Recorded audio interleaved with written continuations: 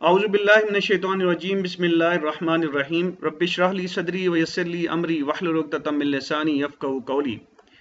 अस्सलाम वालेकुम। आज हम automotive electrical wiring and circuits course में heating and air conditioning circuits के तहत तीसरा पार्ट करने जा रहे हैं, जिसमें हम इंशाल्लाह डिस्कस करेंगे सुजुकी स्विफ्ट जो कि जापान का एक मॉडल है। उसमें 1995 का जो मॉडल है उसके air heating and air condition जो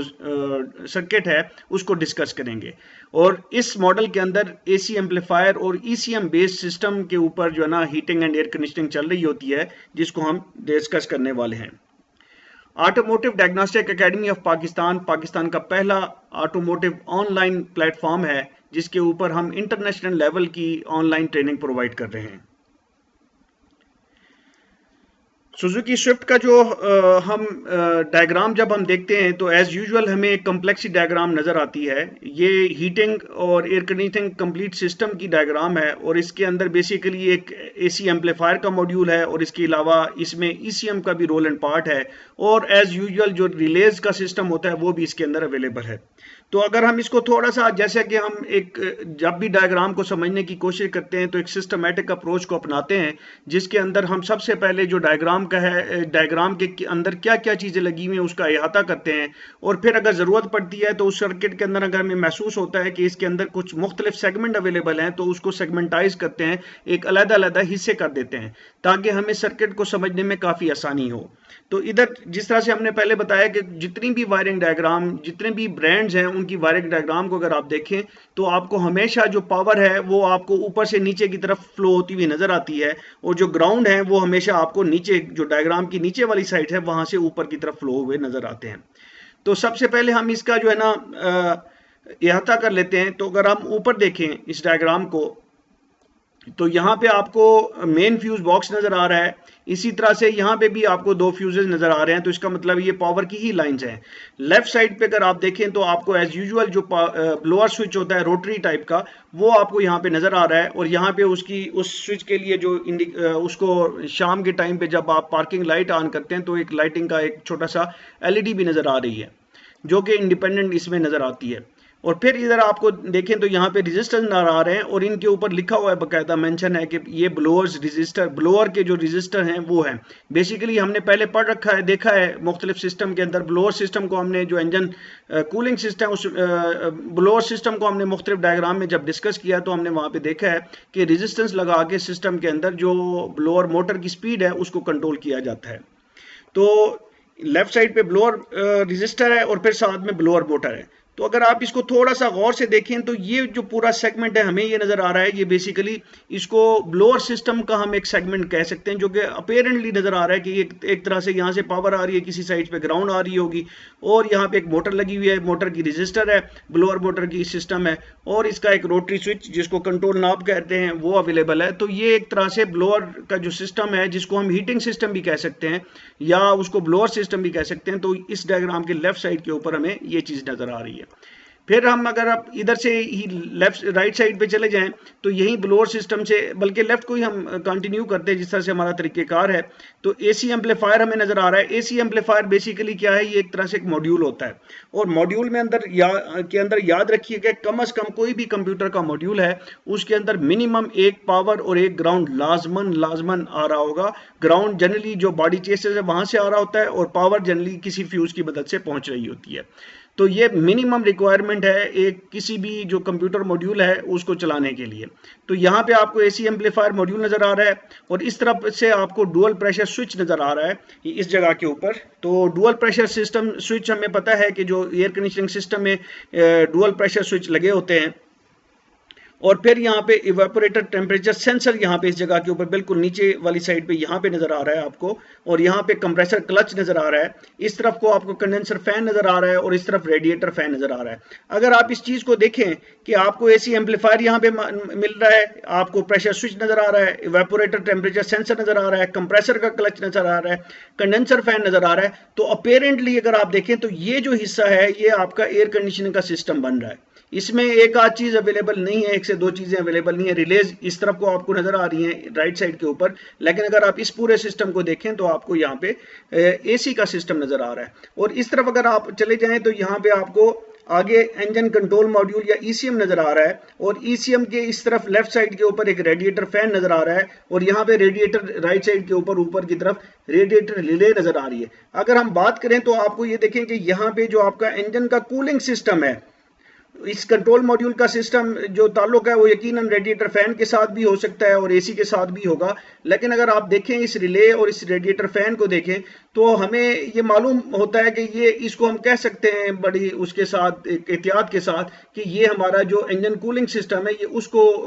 फॉर्म करता है या उसको बनाता है। तो फिर आपको यहाँ पे एसी की 2 नंबर रिले नजर आ रही है, फिर एसी की 1 नंबर रिले नजर आ रही है, और इस तरफ अगर आप आए तो यहाँ पे एसी का स्विच नजर आ रहा है। तो एसी का स्विच बेसिकली क्या है, वो है जिससे जो गाड़ी में जो ड्राइवर बैठा हुआ है उसने जो स्विच प्रेस करना है एसी को ऑन करने के लिए, उसी के अंदर आपको एक स्विच भी नजर आ रहा है और एक एलईडी लाइट भी नजर आ रही है कि स्विच ऑन करने पर जो लाइट स्विच के अंदर ऑन होती है ये वहां पे ये भी दिखाई गई है। तो आप इसको हम थोड़ा सा पीछे करते हैं, इसके अलावा हमें सर्किट के अंदर कोई चीज नजर नहीं आ रही। तो हमें ब्रॉडली अगर हम बात करें तो हमें इस साइड के ऊपर जो ब्लोअर सिस्टम है वो नजर आ रहा है, इस साइड के ऊपर पूरा एसी सिस्टम नजर आ रहा है, मासिव इसके कि जो एसी का स्विच है वो यहाँ पे और उसकी रिलेज यहाँ पे नजर आ रही है, और इस साइड के ऊपर आपको रेडिएटर फैन और रेडिएटर की रिले नजर आ रही है और साथ में इंजन का कंट्रोल मॉड्यूल नजर आ रहा है। तो बिल्कुल आसानी के साथ हमें अब अंदाजा हो गया है कि इस सिस्टम के अंदर एक जो सिस्टम है इस डायग्राम के अंदर उससे ज्यादा है, 3 किस्म की डायग्राम है जो आपस में लिंक है, इस वजह से उन्होंने इसको इकट्ठा किया हुआ है। ब्लोअर सिस्टम है, आपका एसी सिस्टम है, आपका इंजन कूलिंग का सिस्टम यहाँ पे नजर आ रहा है हमें। इसी चीज को हमने फिर इसी तरह से इसको सेगमेंटाइज आपकी आसानी के लिए कर दिया ताकि आपको समझने में आसानी हो कि हीटिंग या ब्लोअर्स इस सिस्टम को हम कैसे सकते हैं। इस तरफ को अगर आप देखें तो यहाँ पे रेडिएटर फैन और कंडेंसर रेडिएटर फैन हो गया आपका, और यहाँ पे रिले हो गई, तो ये बेसिकली इंजन कूलिंग सिस्टम है। और ये वाला जो सिस्टम है इस तरफ को ये basically compressor, evaporator, temperature sensor, dual pressure और एसी एम्पलीफायर और इंजन कंट्रोल मॉड्यूल का भी यकीनन इसमें किरदार होगा। तो ये बेसिकली एसी सिस्टम, तो 3 तरह के सिस्टम एक ही डायग्राम के अंदर हमें नजर आ रहे हैं। और जैसा कि हम डायग्राम को फर्दर इसके बाद जब हमने इहाता कर लिया डायग्राम का और सेगमेंटाइज भी उसको कर दिया, यानी कि उसके हिस्से भी कर दिए, तो जो अगला स्टेप है वो ये है कि हम सबसे पहले पावर और ग्राउंड को जो है ना, जो मुस्तकिल पावर और मुस्तकिल ग्राउंड की लाइनें होती हैं उनको हम जो है ना ट्रेस करते हैं। तो नेक्स्ट पेज पे मैंने वही चीजें ट्रेस की हुई हैं, लेकिन यहाँ पे हम हल्का सा इसको देख लेते हैं, बल्कि सामने आ गई। तो यहाँ पे देखें कि इधर भी फ्यूज है, इधर भी फ्यूज है, यहाँ पे भी फ्यूज है। तो फ्यूज से यकीनन पावर ही ड्रा होती है, लेकिन हमने इन 2 चीजों को पावर की जो लाइन, जो मुस्तकिल लाइंस हैं, जिस तरह से हम यहाँ बात करते होते हैं, जो हमारा स्टैंडर्ड्स वो है कोडिंग है, मैं कोडिंग की यहाँ पे तस्वीर डालना भूल गया हूँ, बहरहाल उसमें रेड डैशेस के साथ हम जो है ना पावर को शो करते हैं और ब्राउन डैशेस के साथ हम एसी को शो करते हैं। तो ग्राउंड, मुस्तकिल जो ग्राउंड की लाइनें उनको शो करते हैं। उसकी वजह यह है कि यहाँ पे हमने नहीं दी फ्यूज के साथ, यहाँ पे फ्यूज के साथ हमने रेड डैशेस लगा दिए हैं। अगर आप ऊपर थोड़ा सा गौर से देखेंगे, यहाँ पे जो थोड़ा डायग्राम है, ये चूंकि पुरानी सिस्टम की है, थोड़ा सा मुबहम सी है, वाजे नहीं है, तो ये है हार्ड इन ऑन और स्टार्ट, यानी कि जब आपका इग्निशन स्विच ऑन होगा या इंजन रनिंग कर रहा होगा तो उस वक्त यहाँ पे पावर स्विच करेगी, इसका ताल्लुक स्विच के साथ है। तो हमने स्विच टू पावर को एक और कलर दिया हुआ है जो कि येलो डैशेस हैं, तो इस वजह से हमने इसको परमानेंट कलर की उसमें लाइन नहीं ड्रा की। तो इसका फायदा ये होता है कि जब मुझे पता है कि ये परमानेंट है तो मुझे भले स्विच ऑन है और ऑफ है, मुझे हर वक्त यहाँ पे जब मैं चेक करूं मल्टीमीटर के साथ या एलईडी लाइट टेस्टर के साथ, तो यहाँ पे मुझे पावर मिलनी चाहिए। और अगर स्विच ऑफ हो तो यहाँ पे मुझे पावर नहीं मिलनी चाहिए। अगर वो मिलती है तो फिर उसका मतलब है कि कहीं पे यहाँ पे स्विच के अंदर किसी किस्म का फॉल्ट है कि वो ऑन नहीं है। तो इस वजह से हमने ये आइडेंटिफिकेशन लाजमी है, तो इस वजह से हमने इनको नहीं शो किया यहाँ पे, जबकि हम ड्रा कर रहे हैं मुस्तकिल पावर और मुस्तकिल ग्राउंड की लाइनों को। तो ये मुस्तकिल पावर की लाइन यहाँ से स्प्लिट होके इधर एसी की रिले के ऊपर, स्विच के ऊपर स्टैंड बाय हो जाती है। यहाँ पे जो ये लाइन है ये अगेन एसी की जो दूसरी रिले है उसके स्विच पे स्टैंड बाय हो जाती है, और जो दूसरी पावर चली आती है वो रेडिएटर फैन के ऊपर उसके स्विच के ऊपर रिले हो जाती है। तो इससे आप ये भी जहन में रखिए कि अगर ये स्विच, इसका मतलब है ये जब स्विच बनेगा तो ये पावर स्विच होके आगे जाएगी, ये स्विच बनेगा तो ये पावर स्विच होके आगे जाएगी। और अभी तक हमने यहाँ पे हमें ये नहीं पता चला कि जो रिलेज हैं वो बन किसके साथ रही हैं, वो अभी हम मजीद इसको आगे ट्रेस करेंगे तो फिर हमें पता चलेगा। अब हम आज आगे आ जाते हैं और हम देखते हैं कि हमें आगे ग्राउंड कहाँ कहाँ पे है। यहाँ पे पावर टू स्विच वाली लाइनें आएंगी जब हम आगे पावर टू स्विच को ट्रेस करेंगे। तो अब आप ग्राउंड देखते हैं, जहाँ पे आपको ग्राउंड का निशान मिलेगा वहां पे हम जहाँ पे मुस्तकिल ग्राउंड होगा तो हम उसको ब्राउन डैशेस के साथ, अब यहाँ देखिए कि सेंटर ऑफ ये जो I/P है, ये किसी चेसी के ऊपर किसी जगह का आइडेंटिफिकेशन कर रहा है कि इस जगह के ऊपर ये ग्राउंड अवेलेबल है और ये कनेक्ट हो रहा है ब्लोअर की मोटर के साथ डायरेक्टली। तो इसका मतलब है यहाँ पे मुस्तकिल है, यहाँ पे किसी किस्म का कोई स्विच नहीं है, तो ये मुस्तकिल पावर यहाँ पे ग्राउंड अवेलेबल है। इसी तरह से यहाँ पे भी अगर आप देखें तो ये निशान हमें बता रहा है और ये जगह भी बता रहा है कुछ ना कुछ हद तक। तो यहाँ से एक ग्राउंड लिया गया है, वो ग्राउंड सीधा आके आपके जो एम्पलीफायर का जो AC एम्पलीफायर है जो कि एक कंप्यूटर कंट्रोल है, तो इसके ऊपर ग्राउंड यहाँ इस पॉइंट पे भी आ रहा है। अगर आप गौर से देख सकें तो यहाँ पे ग्राउंड लिखा हुआ आ रहा है और यहाँ से ये स्प्लिट होता है ये ग्राउंड, और इस जगह के ऊपर अगेन यहाँ पे भी ग्राउंड लिखा हुआ है। तो ये इस एम्पलीफायर के ऊपर दो जगहों पे इस पॉइंट की मदद से ग्राउंड दिया जा रहा है और एक और ग्राउंड जो कि यहाँ पे सेंसर ग्राउंड जो है ना, इसको दिखाया गया है सेंसर ग्राउंड। तो सेंसर ग्राउंड यहाँ पे एवेपोरेटर टेम्परेचर के ऊपर आके लग रहा है। अब ये चूंकि कंप्यूटर से बरामद हो रहा है, हम इसको परमानेंट जो है ना खुद से नहीं कह सकते कि ये परमानेंट ग्राउंड है, लेकिन जनरली हमने देखा है कि जो टेम्परेचर सेंसर्स होते हैं उनके ऊपर या तो मुस्तकिल एक 5 वोल्ट की पावर एक लाइन के ऊपर अवेलेबल होती है या मुस्तकिल एक ग्राउंड अवेलेबल होता है। तो इस वजह से हमने इसको सरेदस यहाँ पे और पिछले लेक्चर्स के अंदर भी हम डिस्कस कर चुके हैं कि जनरली टेम्परेचर सेंसर की एक साइड के ऊपर ग्राउंड जो है ECU वो परमानेंटली थ्रू रखता है। आगे हम चलते हैं, जो हमारा डुअल प्रेशर स्विच है तो उसमें बेसिकली क्या है कि दो स्विच लगे होते हैं। एक ये बना हुआ, अभी ये स्विच हर वक्त नॉर्मल हालत में ये बना होता है और उसमें से एक कंडीशन के ऊपर ये स्विच एक जगह से ओपन हो जाता है, दूसरी कंडीशन में दूसरी जगह से। और हमने लास्ट टाइम डिस्कस किया था कि जब आपका जो रेफ्रिजरेंट का प्रेशर नॉर्मल होता है, अभी आपका एयर कंडीशनिंग सिस्टम ऑन नहीं हुआ, तो उस वक्त तक ये स्विच बना रहता है और जब अगर उसमें कोई किसी किस्म की कमी हो जाए तो ये स्विच ओपन हो जाता है ताकि यहाँ से ग्राउंड आगे ना जाए। तो जब ये आगे नहीं जाएगी तो उस वक्त आपका AC आपका ऑन, भले आप ऑन करेंगे वो ऑन नहीं हो सकेगा क्योंकि यहाँ से डुअल प्रेशर ने वो काटा होगा। और दूसरा इसका मकसद ये होता है कि अगर रेफ्रिजरेंट का प्रेशर तो ठीक है, लेकिन कंप्रेसर चलने के बाद जो प्रेशर है वो अगर पूरा नहीं हो पाता तो ये स्विच जो है ना यहाँ से ओपन हो जाएगा। कम प्रेशर होने पे ये उसमें या बढ़ जाता है, सॉरी, उसमें अगर वो बढ़ जाता है प्रेशर तो ये स्विच बढ़ने के ऊपर ओपन हो जाएगा और इस तरह से इसको कहते हैं हम डुअल प्रेशर स्विच। तो यहाँ पे ग्राउंड हमें चेसी के साथ नजर आ रहा है और ये ग्राउंड इधर भी जा रहा है और इधर से अगर आप इस तरफ को राइट साइड को देखें तो आपको कंडेंसर फैन जो कि AC का सिस्टम का फैन है उसके ऊपर, और इस गाड़ी के अंदर दो फैन लगे हुए हैं, रेडिएटर का फैन अलग है और कंडेंसर का फैन अलग है।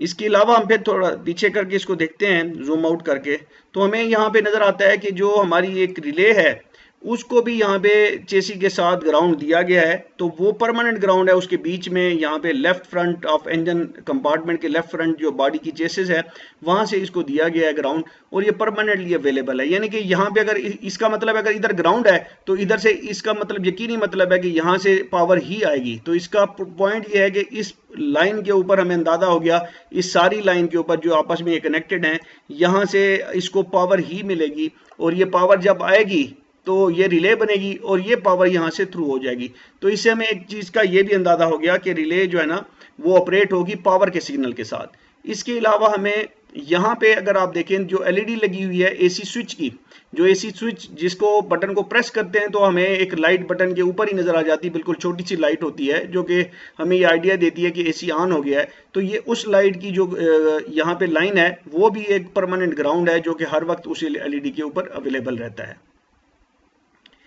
तो इसके अलावा हमें पावर और ग्राउंड की कोई लाइन यहाँ पे नहीं दिख रही। तो अब हम चलते हैं नेक्स्ट, उसमें हम देखते हैं कि हम इसको मुस्तकिल पावर और ग्राउंड हमने देख लिए, तो हम स्विच टू पावर की अब लाइनों को ट्रेस करते हैं। स्विच टू पावर सबसे पहले अगर आप देखें तो यहीं से जो आपका इग्निशन का जो स्विच है वो जब ऑन होगा या रनिंग कंडीशन में होगा तो आपकी ये दो लाइनें यहाँ से पावर आगे डिस्ट्रीब्यूट होना शुरू हो जाएगी, यहाँ पे आगे इस रिले के ऊपर आएगी, इसकी कॉइल के ऊपर, फिर इसी तरह से यहाँ पे इसके ऊपर अवेलेबल हो जाएगी पावर। ये जो आपका रोटरी स्विच ब्लोअर का जो स्विच है, जनरली हमने पिछले सर्किट में डिस्कस देखा था तो वहां पे रोटरी स्विच ग्राउंड थ्रू करता था, तो यहाँ पे जो स्विच पावर है वो उसी को भी ये फर्दर स्विच करता है और आगे बढ़ाता है। तो इसका मतलब है यहाँ पे भी होगी, और इसी तरह से अगर हम नीचे चले जाएं तो एक पावर का सिग्नल यहाँ पे भी पहुंचेगा। और अगर आप यहाँ देखें एसी एम्पलीफायर है ये, और इसके ऊपर ऑन लिखा हुआ है, तो इसका मतलब यह है कि एसी एम्पलीफायर को पता चल जाएगा कि अभी जो है ना इग्निशन स्विच ऑन है। तो इसके लिए ज़रूरी है कि इसको पता चले कि ये ऑन हो चुका हुआ है, या ये भी है कि वो इस एम्पलीफायर का जो कंप्यूटर मॉड्यूल है इसको ऑन कराने के लिए भी यही पावर शायद इस्तेमाल करता हो। इसी तरह से इस रिले के ऊपर भी जो पावर आ रही है, जो ऊपर से स्विच टू पावर होके आएगी, वो इस रिले के ऊपर भी आएगी, और इस रिले से होती हुई यहाँ से उसको यहाँ पे भी इंजन कंट्रोल मॉड्यूल इसको ग्राउंड, इसका मतलब है देर इस तरफ अगर पावर आ रही है तो इस तरफ को यहाँ पे ग्राउंड होगी। अब यहाँ पे एक रिले को अगर आप देखें कि इस रिले और इस रिले में थोड़ा सा फर्क है। यहाँ पे उसने बेसिकली किया है कि रिले के साथ जनरली हम इलेक्ट्रिकल जो हमारा एक इलेक्ट्रिकल फंडामेंटल का कोर्स है उसमें हमने रिलेज को डिस्कस किया है कि जनरली दो तरह की रिलेज इस्तेमाल होती हैं, जिनमें एक ऐसी होती है जिसमें कॉयल के साथ एक डायोड लगा दिया जाता है, ताकि जब कॉयल जो है ना ऑफ होती है तो उससे जो बंद होने की वजह से ना उसमें एक जो है ना ईएमएफ प्रोड्यूस होती है, इलेक्ट्रोमैग्नेटिक फील्ड जो कोलैप्स हो रही होती है, तो वो एक करंट रिवर्स डायरेक्शन में पैदा करती है। तो वापस जाके अगर वो लाइन वो जो करंट है वो कहीं फ्लो होके किसी और चीज को डैमेज न कर दिए, तो यहाँ पे उस कॉयल के इर्द गिर्द एक जो है ना पैरेलल में एक डायोड या एक रेजिस्टेंस, ये डिपेंड करता है। जो डायोड वाली रिलेज होती हैं वो बहुत अच्छी होती हैं और बहुत सेफ होती है और सिस्टम को सेफ रखने में काम आती हैं। जनरली इस तरह की जो रिलेज हैं जो कंप्यूटर सिस्टम से जो आपकी रिलेज ऑपरेट हो रही होती है उनमें नॉर्मली डायोड वाली लगाई जाती हैं। फिर उसके बाद जो दूसरे नंबर पे जो रिले क्वालिटी में जो दूसरा नंबर है वो रेजिस्टेंस वाली रिले होती है। उसका मकसद ये होता है कि जो इसके अंदर जो भी पावर पैदा हो रिले के ऑफ होने की वजह से, याद रखिए जब भी जहां पे भी कॉयल होती है, जब भी करंट आता है या करंट को कट किया जाता है, दोनों सूरतों में उसमें इलेक्ट्रोमैग्नेटिक फील्ड पैदा होती है जो कि आने वाले करंट की अपोजिट होती है। तो इस वजह से उसको ख़त्म करना ज़रूरी होता है कि अगर उसके साथ कोई सेंसिटिव चीज़ जैसे कंप्यूटर लगे हुए हैं तो उनमें कहीं पे गलत जो है ना करंट बहुत अब्रप्ट करंट जाता है वो उनको डैमेज कर सकता है। तो इस वजह से डायोड लगाए जाते हैं या फिर रेजिस्टेंस लगाई जाती हैं, जो बहुत ही बिल्कुल ही पुअर कोई ऐसे सिस्टम रोबस्ट सिस्टम है जिसमें कोई कंप्यूटर या कोई ऐसी सेंसिटिव चीज़ नहीं लगी हुई, तो वहाँ पे शायद कुछ इस तरह की रिलेज भी मिलती हैं। क्वाइट पॉसिबल है कि इस रिले के अंदर जहाँ पे रेजिस्टेंस उसने दिखाई नहीं, उसने दिखाई ही ना हो, लेकिन वो एग्जिस्ट करती हो, सिर्फ उसने यहाँ पे एक जगह के ऊपर दिखा दी है। तो जनरली जो हमारी वायरिंग डायग्राम होती हैं वो कहीं किसी जगह के ऊपर कोई मैन्युफैक्चर जो है ना कंपोनेंट के अंदर का भी कुछ ना कुछ सर्किट दिखा देते हैं, नॉर्मली इनको दिखाया नहीं जाता। तो अब हम चलते हैं उस तरफ को अपने नेक्स्ट उसके ऊपर, जिसमें हम स्विच टू पावर को यहाँ पे ट्रेस करते हुए दिखाएंगे। अभी हमने इसको डिस्कस किया तो अब हम इसको नेक्स्ट उस पे जाते हैं। तो अब अगर आप गौर करें तो आपको अच्छा खासा जो येलो डैशेस का लाइनों का जो ना जाल इस डायग्राम के अंदर नजर आ रहा होगा। तो यहाँ से हम शुरू करते हैं अगेन डायग्राम को ऊपर से ही।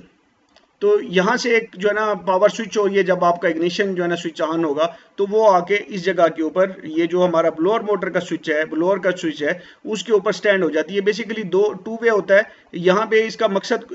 सिर्फ और सिर्फ वो है आसानी करना होता है। सिस्टम का डिज़ाइन इस तरह से किया जाता है कि जब आप इसको रोटेट करेंगे तो ये भी रोटेट होगा, तो जो पावर इधर से जानी है वो यहाँ से भी जा रही होगी। जब आप इधर स्विच करेंगे तो वो पावर यहाँ से आगे जाएगी, यानी थ्रू जो आगे करने वाला है इसी स्विच टू पावर जो येलो आई हुई है, ये चूंकि आगे स्विच हो रही है तो उसको भी फिर हमने येलो ही यहाँ पे शो किया है। तो ये ब्लोअर मोटर की तरफ का स्विच है, और इसी को अगर हम आगे बढ़ाएं कि जब आप इसको ऑन करेंगे तो लो पे फैन ऑन होगा ब्लोअर का। और ये अगर आप देखें तो इसको हमने ट्रेस किया हुआ है कि ये इस तरफ से जाते हुए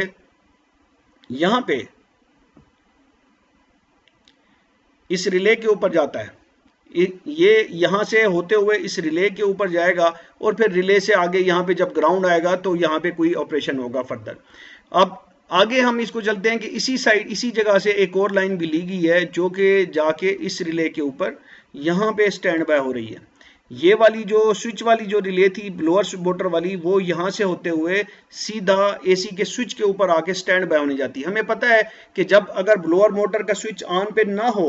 किसी ऑन की किसी एक पोजीशन पे भी ना हो तो भले हम स्विच इसको लगाते रहें, यहाँ से आगे पावर शिफ्ट नहीं करती, क्योंकि यहाँ पे ये पावर स्टैंड बाय आई नहीं होती जब तक कि ये लोअर मोटर का स्विच ऑन ना हो। तो ये जब ऑन होता है तो ये यहाँ पे इस जगह के ऊपर उसने यहाँ पे एक पावर भी करनी है, और ये जो पावर है रिले के ऊपर, पहले मैं गलत कह गया था, वो इस लाइन से ऊपर आते हुए डायरेक्टली इस रिले के ऊपर आके स्टैंड बाय, इसकी कॉइल के ऊपर आके स्टैंड बाय हो जाती है। फिर यही जो स्विच टू पावर है, जब ये स्विच आप प्रेस करेंगे एसी के लिए तो फिर ये यहाँ से होती हुई नीचे, अगर आप इसको देखें तो ये सीधा यहाँ पे आके एसी एम्पलीफायर के ऊपर आ रही है, जिसके ऊपर ये बता रहा है कि एम्पलीफायर को ये बता रहा है कि जो ड्राइवर है उसने एसी के स्विच को ऑन कर दिया है। इससे इसके बाद एसी एम्पलीफायर ने बकिया कुछ इनपुट को देखते हुए अपना एक्शन लेना होगा और अपना कंप्रेसर का क्लच को ऑन कराना या जो भी करना है उसने वो काम करेगा। फिर अगर आप दूसरी साइड पे आ जाएं तो यहाँ पे एक और फ्यूज के जरिए, जो कि 15 एम्पेयर का फ्यूज है, यहाँ से पावर ली गई है। वो पावर अब दो रास्तों पे स्प्लिट हो रही है, एक यहाँ से नीचे आ रहा है और एक यहाँ से नीचे आ रहा है। तो ये दोनों पावर जाके एक लेफ्ट साइड के ऊपर आके इग्निशन की इंडिकेशन उसको दे रही है एसी एम्पलीफायर को कि, और या उसको पावर अप भी कर रही होगी, तो यहाँ पे पावर स्टैंड बाय हो जाती है। और दूसरी पावर जो इसके साथ साथ आ रही थी वो यहाँ से टर्न कर जाती है और यहाँ पे आगे जो रेडिएटर की रिले है उसके ऊपर आगे स्टैंड बाय हो जाती है। तो ये स्विच ऑन होने के ऊपर ये सारे काम हो जाएंगे। फिर एसी स्विच का हमने देख लिया था, ये एसी एम्पलीफायर को जाता है। इसी तरह से ये बाकी रिलेज के ऊपर आगे ये पावर स्टैंड बाय हो रही हैं। और फिर हम आगे चलते हैं, हमने यहाँ पे कंप्रेसर क्लच को भी, हाँ जी, इसके अलावा यहाँ पे जो रिले के ऊपर मुस्तकिल पावर आई हुई है, जब भी स्विच बनेगा तो वो यहाँ से होते हुए स्विच टू पावर होगी और ये यहाँ पे आके ये एसी रिले 1 की है। तो इसका मतलब ये है कि यहाँ पे अगर परमानेंट पावर स्टैंड बाय है तो यही शिफ्ट करेगी और ये पावर शिफ्ट करते हुए एक तरफ इस रिले के ऊपर आके स्टैंड बाय हो जाएगी और दूसरा उसी टाइम में ये जो एसी 2 की रिले है वहां पे स्टैंड बाय हो जाएगी। ग्राउंड बल्कि स्टैंड बाय भी नहीं होगी, ये पावर जैसे ही स्विच होगी, यहाँ से इस जगह से स्विच होगी तो ये पावर इधर स्प्लिट जब होगी तो इस रिले को ऑन करा देगी। क्यों ऑन करा देगी? परमानेंट ग्राउंड यहाँ पे मौजूद है। जब परमानेंट ग्राउंड मौजूद है तो ये जो मुस्तकिल पावर है ये भी स्विच कर जाएगी। तो ये जो स्विच की है पावर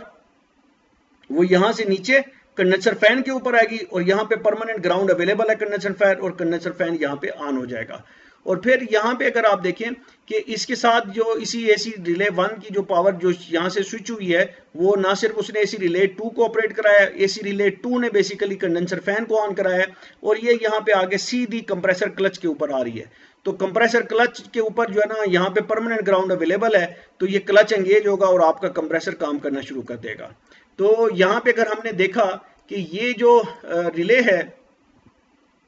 ये जब बनेगी, अब इसको बनाने के लिए फिर आप नेक्स्ट जब हम ट्रेस करेंगे, ऑब्वियसली यहाँ पे स्विच टू पावर आके स्टैंड बाय हुई हुई है इस रिले के ऊपर, पहली रिले के ऊपर, तो यहाँ पे ग्राउंड किसी जगह से आएगा और यकीनन ग्राउंड कंप्यूटर कंट्रोल होगा, क्योंकि ये पूरा सिस्टम एसी का, यहाँ पे एसी एम्पलीफायर का कंप्यूटर है और ईसीएम का कंप्यूटर है। अगर आप इस लाइन को देखें तो आप देखेंगे सीधा ये लाइन कहाँ से आ रही है, एसी रिले यहाँ पे लिखा हुआ है, अगर आपको वाजे नजर आ रहा हो तो ये हमारा एसी एम्पलीफायर है जो यकीनन फिर यहाँ से ग्राउंड बरामद करेगा। ग्राउंड का हमें कैसे पता रहा है कि एसी रिले 1 के इस लाइन के ऊपर ग्राउंड आएगा? क्योंकि यहाँ पे पावर आ रही है जिसको हमने पहले ट्रेस कर लिया है, तो यकीनन इसकी जो कॉइल है इसकी दूसरी साइड पे यहाँ पे ग्राउंड आएगी ही आएगी।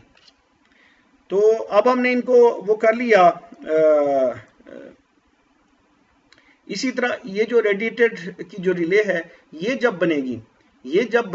ये वाली कॉइल जब बने, इसको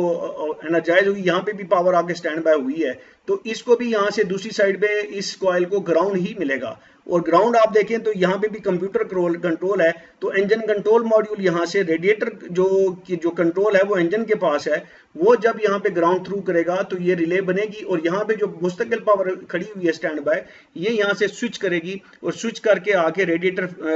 फैन मोटर के ऊपर अवेलेबल हो जाएगी। तो इस तरफ चूंकि यहाँ पे परमानेंट ग्राउंड अवेलेबल है तो ये रेडिएटर फैन भी ऑपरेट करना शुरू कर देगा। तो अब हम चूंकि हमने देख लिया इसको मुस्तकिल पावर और ग्राउंड को हम पहले देख चुके हैं, स्विच टू पावर को हमने इस स्लाइड पे देखा। अब हम नेक्स्ट देखते हैं स्विच टू ग्राउंड यहाँ पे कैसे आ रहे हैं, तो इस चीज को हम थोड़ा सा ट्रेस कर लेते हैं।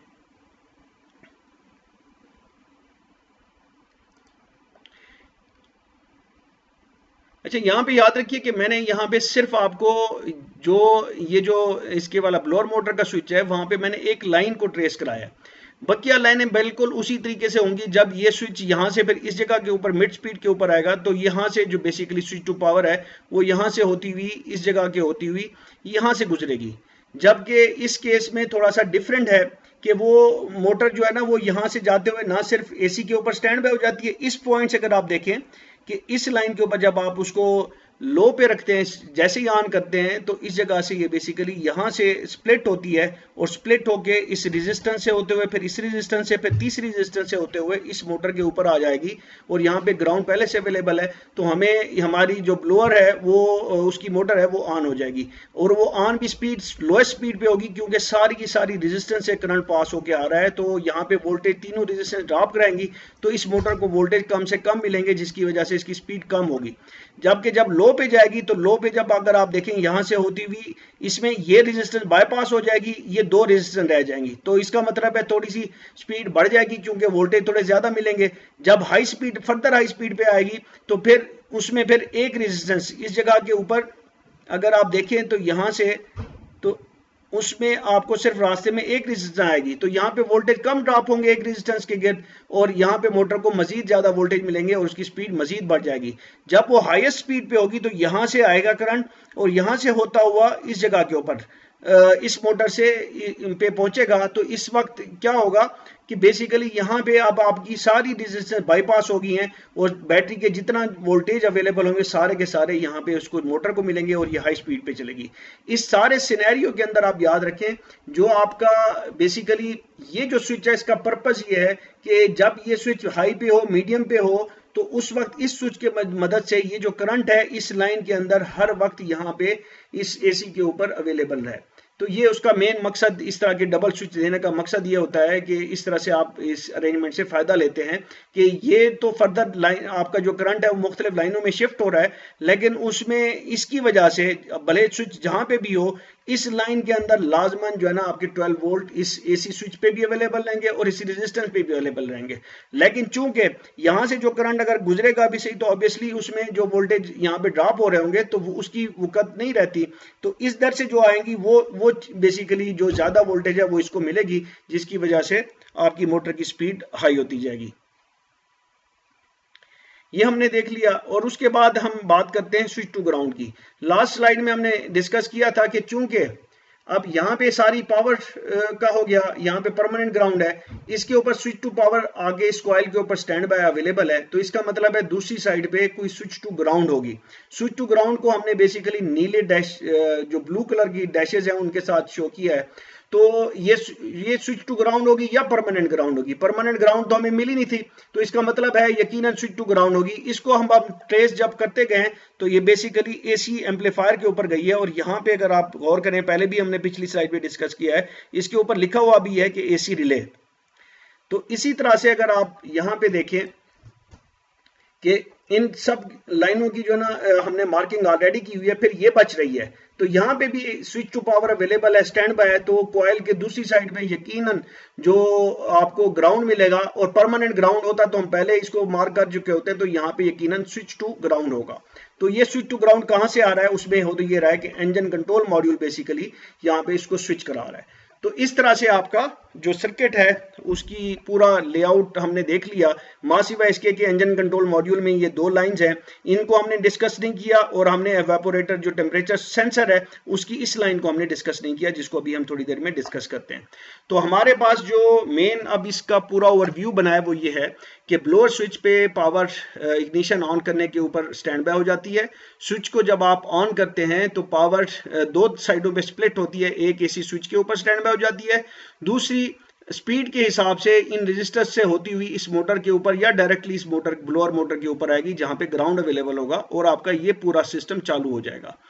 फिर आगे जब हम बात करते हैं जो यही जो पावर है कुछ परमानेंट और कुछ जो स्टैंड बाय पावर है इस स्विच की वजह से ब्लोअर मोटर के स्विच की वजह से वो यहाँ पे आगे स्टैंड बाय एसी रिले 1 पे हो जाता है। जब एसी रिले इसको ऑन कराती है, जब ये स्विच ऑन होता है बेसिकली एसी का जब ड्राइवर स्विच ऑन करता है तो एक सिग्नल चला जाता है आपके एसी एम्पलीफायर को। एसी एम्पलीफायर को इग्निशन का भी सिग्नल मौजूद है, ग्राउंड भी मौजूद है और जब एसी आप ऑन करते हैं तो उसका सिग्नल आ जाता है। तो फिर ये जो एसी स्विच है ये ग्राउंड यहाँ से थ्रू करता है और एसी रिले 1 को बनाता है। वन के बनने के ऊपर, एसी रिले वन के बनने के ऊपर क्या होगा, आपका दूसरी जो एसी रिले 2 है उसके ऊपर ग्राउंड मौजूद है, उसके ऊपर ये आपका इसके बनने के साथ साथ कंप्रेसर क्लच भी एंगेज हो जाएगा।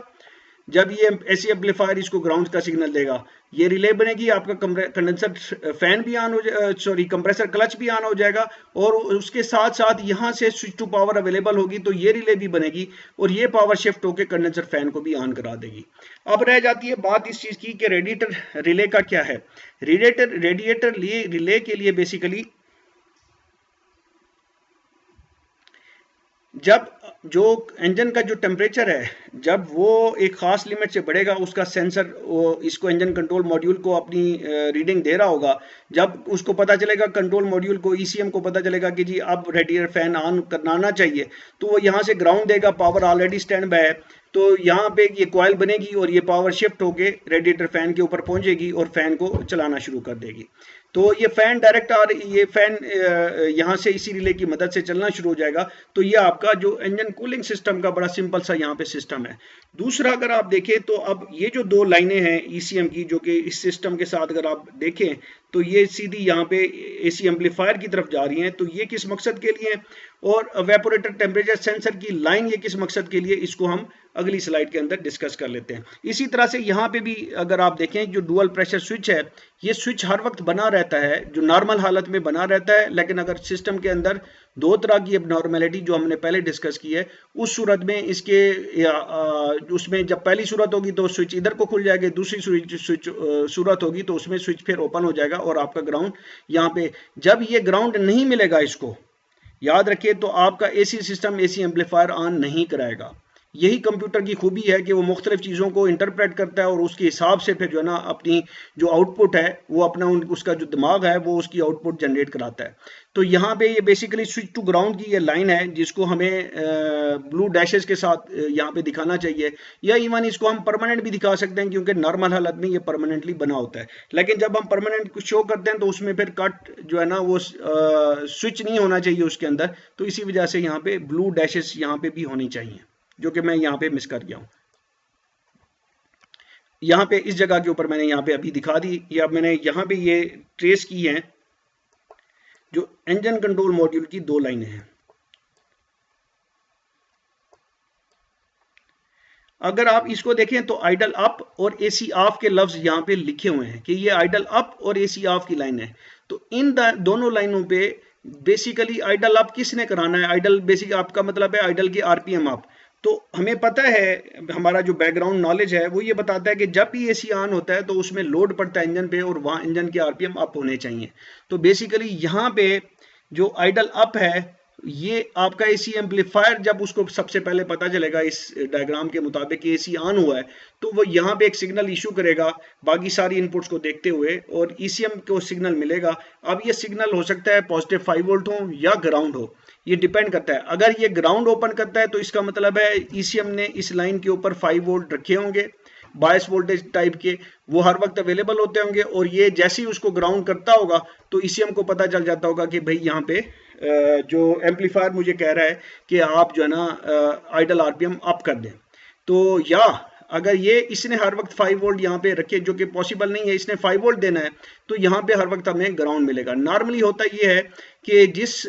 ईसीयू ने कोई सिग्नल देना है किसी दूसरे ईसीयू को इस तरह के केस में, तो आपको यहाँ पे जनरली यहाँ पे ये स्विच कराता है ग्राउंड को, और यहाँ पे जो दूसरा मॉड्यूल है उसने हर वक्त इस लाइन के ऊपर 5 रखे होंगे, क्योंकि ये जो 5 हैं जब ये ड्रॉप होंगे 0 पे तो उससे ईसीएम को पता चलेगा कि जो एम्पलीफायर है वो ये चाह रहा है कि मैं आइडल अप कर दूं, तो फिर वो आइडल आरपीएम बढ़ाएगा। इसी तरह से जो एसी ऑफ है, ये बेसिकली जब इंजन कंट्रोल मॉड्यूल ने एसी को ऑफ कराना है तो हमें बैकग्राउंड नॉलेज है कि जब इंजन पे किसी वक्त लोड पड़ता है तो उसने एसी को ऑफ कराना होता है, सो दैट कि इंजन की परफॉर्मेंस जो है ना खराब ना हो। एसी कुछ देर के लिए ऑफ होना कोई प्रॉब्लम नहीं है। गाड़ी को कुछ गाड़ियों में जब आप हार्ड एक्सेलरेशन करते हैं तो उस वक्त भी एसी स्विच ऑफ, उसका कंप्रेसर डिसंगेज करा दिया जाता है, जो इंजन का कंट्रोल मॉड्यूल है वो करा देता है। या इसी तरह से अगर उस पर किसी किस्म की चढ़ाई आ रही है तो ऑटोमेटिकली कंप्रेसर का क्लच डिसंगेज यानी कि एसी स्विच ऑफ करा देता है। तो यहाँ से बेसिकली फिर ये ग्राउंड थ्रू करेगा, और इस लाइन के ऊपर एसी एम्पलीफायर ने यहाँ से 5 वोल्ट हर वक्त दिए होंगे, और जब ये इसको सिग्नल देगा तो ये ग्राउंड कराएगा, तो उस वक्त ये लाइन बेसिकली ग्राउंड हो जाएगी। दूसरी साइड पे अगर हमने एवेपोरेटर टेम्परेचर पे, उसका हमें पता है कि एक लाइन पे ये ग्राउंड है तो दूसरी लाइन पे आपको 5 वोल्ट मिलेगी, और वो 5 वोल्ट बेसिकली उसमें भी वही वोल्टेज ड्रॉप वाला वोल्टेज डिवाइडर सर्किट लगा होता है कि इस 5 वोल्ट के इस तरफ एक रजिस्टर है, जिस रजिस्टर से 5 वोल्ट आ रहे हैं, जो कि कंप्यूटर को मालूम है कि ये 5 वोल्ट है, और ये रेजिस्टेंस की वैल्यू मालूम है, इस रेजिस्टेंस की वैल्यू मालूम है। जैसे जैसे टेम्परेचर के साथ ये रेजिस्टेंस की वैल्यू चेंज होगी, यहाँ पे वोल्टेज जो ड्रॉप इस रेजिस्टेंस क्रॉस होंगे वो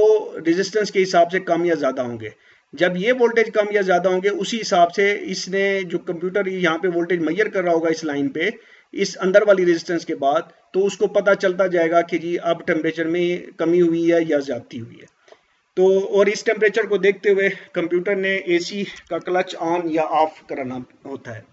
तो इस तरह से ये पूरा सर्किट, ये अगर आप ये देखें कि ये जापानीज गाड़ी है, इसमें जनरली हमारी जो 1995 की ये सुजुकी स्विफ्ट है 1995 का मॉडल, और उसके अंदर ये वाला सिस्टम दिया गया है, जबकि हमारे यहाँ की जो गाड़ियाँ हैं उनमें ये सिस्टम जो जिसमें कंप्यूटर बेस्ड जो सिस्टम है वो काफ़ी देर बाद आया है।